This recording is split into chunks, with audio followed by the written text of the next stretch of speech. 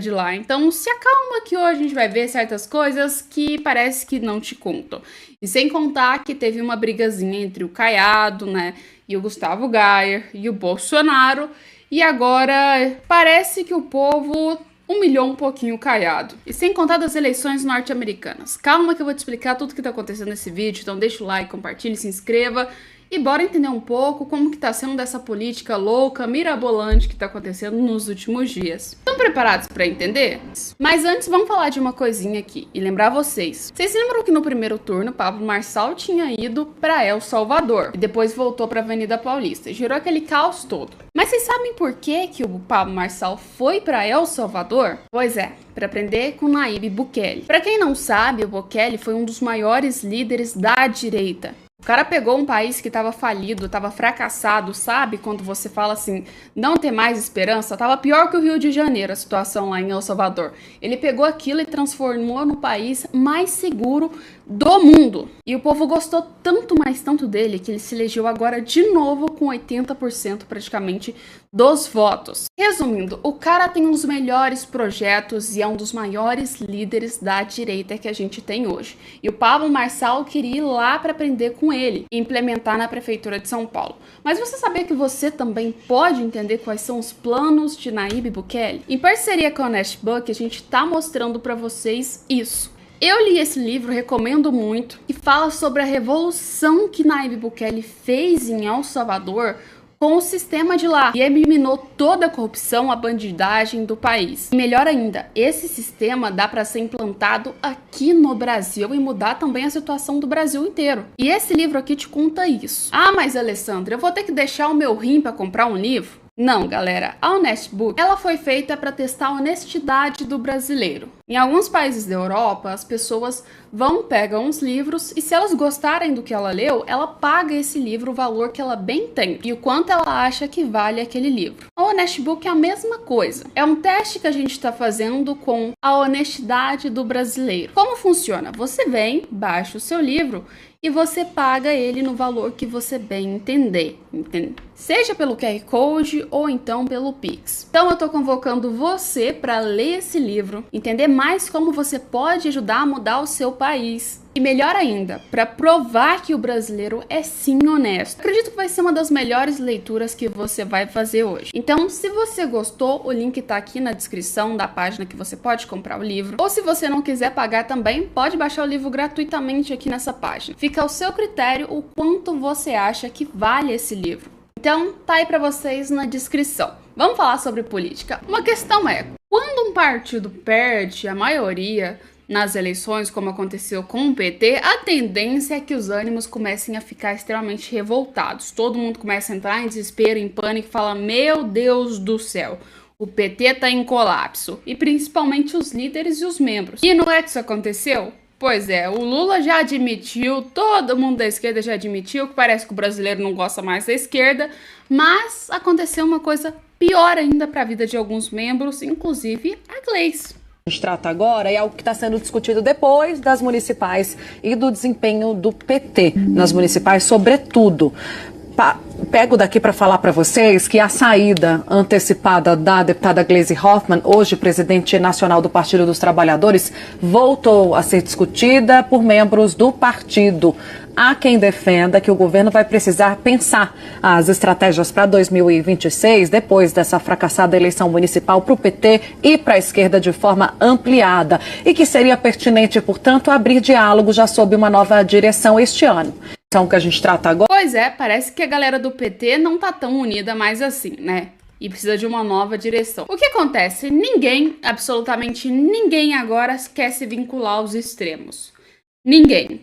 Nem a galera do Bolsonaro e nem a galera do Lula. Por que eu te explico isso? Valdemar da Costa Neto já falou, olha, tem possibilidade da gente começar a se aliar ao Centrão. Agora a gente tá vendo o PT querendo tirar a Gleice porque o PT sabe que praticamente com ela não vai ter uma visão tão legal, vão tentar botar uma galera mais centro.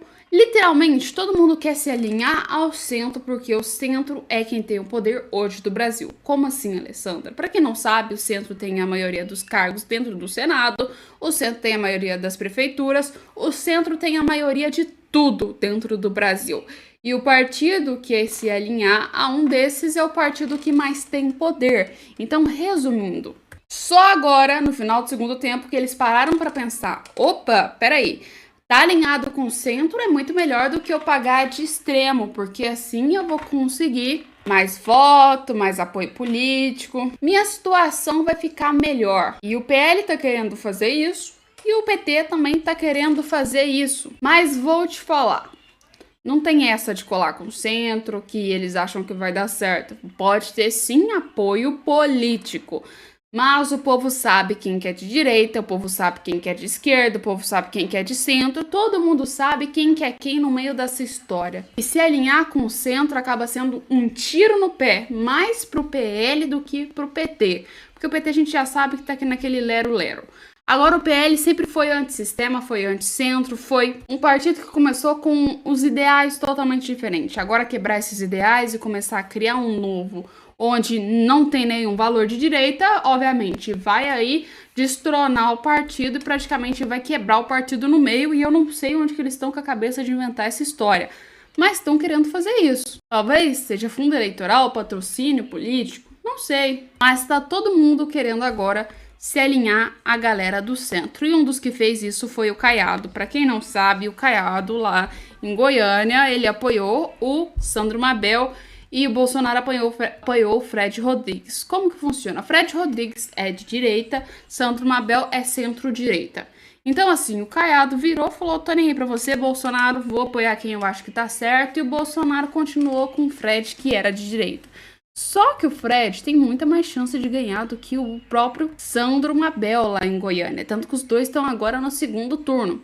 E o próprio Gustavo Gayer publicou o seguinte: Caiado: houve gritos de Fred, Fred, Fred, ao receber então camisa da Vila Nova em solenidade. Resumindo, uma bela afronta ao Caiado, já que ele está apoiando um outro candidato.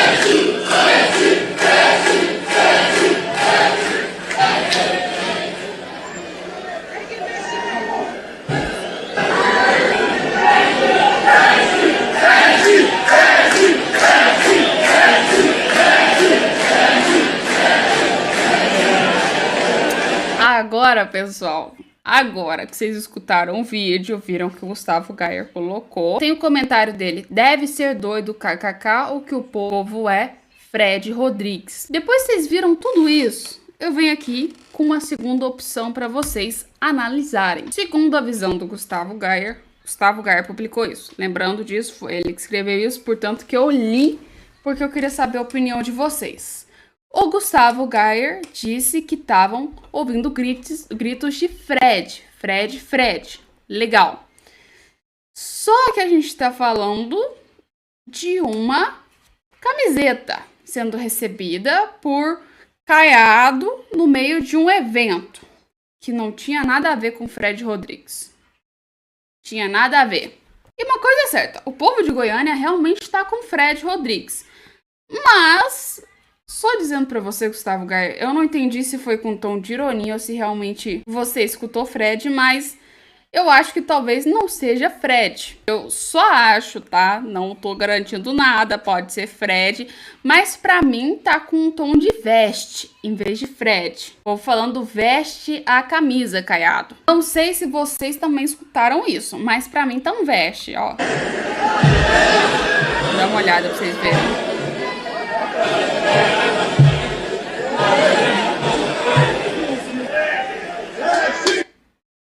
Ó.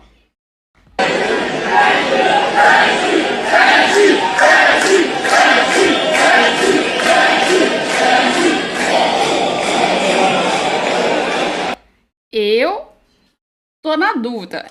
tenho que ser sincera com vocês. Eu não sei se eu tô escutando Fred ou se eu tô escutando Veste. E uma coisa é certa, se for Fred mesmo, como eu disse pra vocês, afronta o Caiado. Estamos ali falando de um evento onde o cara apoia um outro que é o Sandro Mabel. Mas se for Veste, a gente pode dizer que ou o Gustavo Gayer escutou errado ou ele postou isso com um tom de ironia, mas ninguém entendeu a ironia, tá? Uma dessas duas opções tá acontecendo, eu só não sei qual é uma delas. Eu acredito que não foi só eu que pensou isso, porque o que tem de comentário aqui falando, gente, era veste, veste, veste, tem aos soldos, mas eu tô bem na dúvida sobre o que foi falado aqui, se é Fred ou se é veste. Bem na dúvida mesmo. Mas o que vocês escutaram, gente? Põe no comentário. Vocês escutaram Fred ou Veste?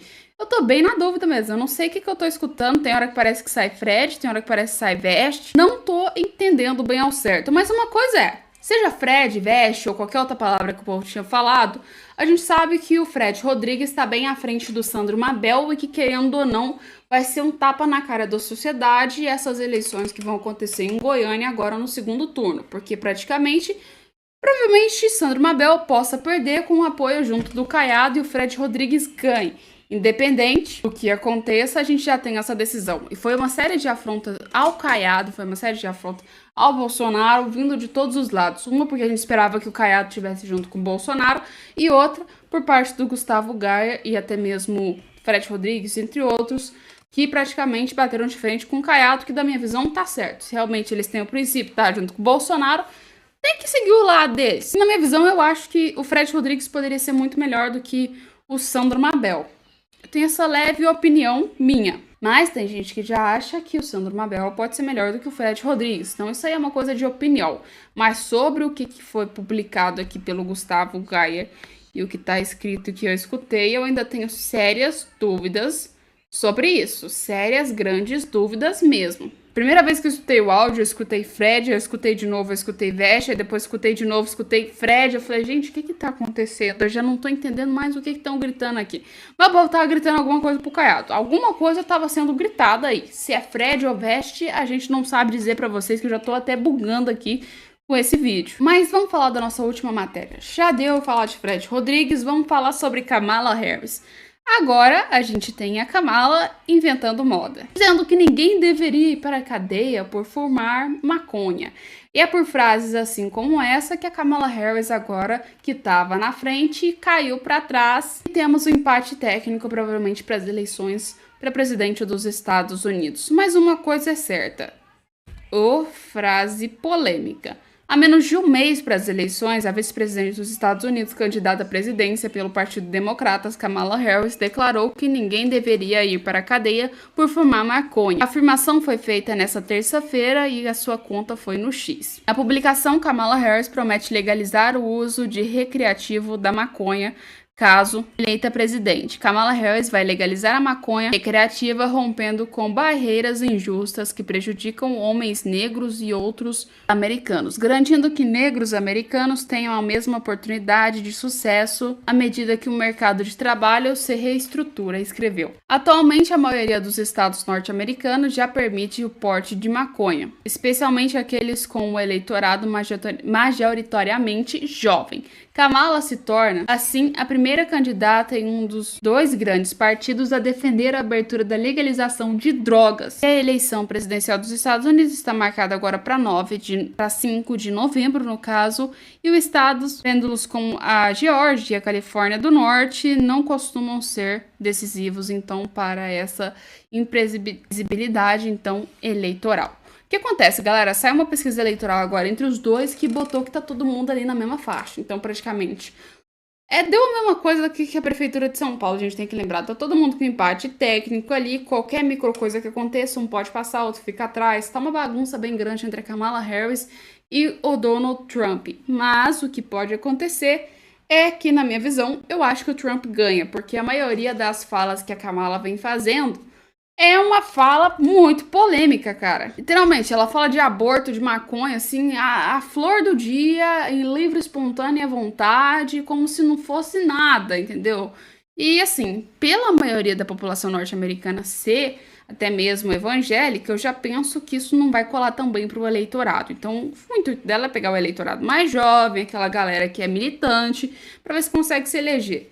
Coisa que, na minha visão, não vai colar tanto não, e eu acho que ela vai perder para Donald Trump. Mas e você? O que você achou? Você acha que ela perde? Acha que ela não perde? Põe nos comentários e a gente volta daqui a pouco com mais vídeos aqui no canal.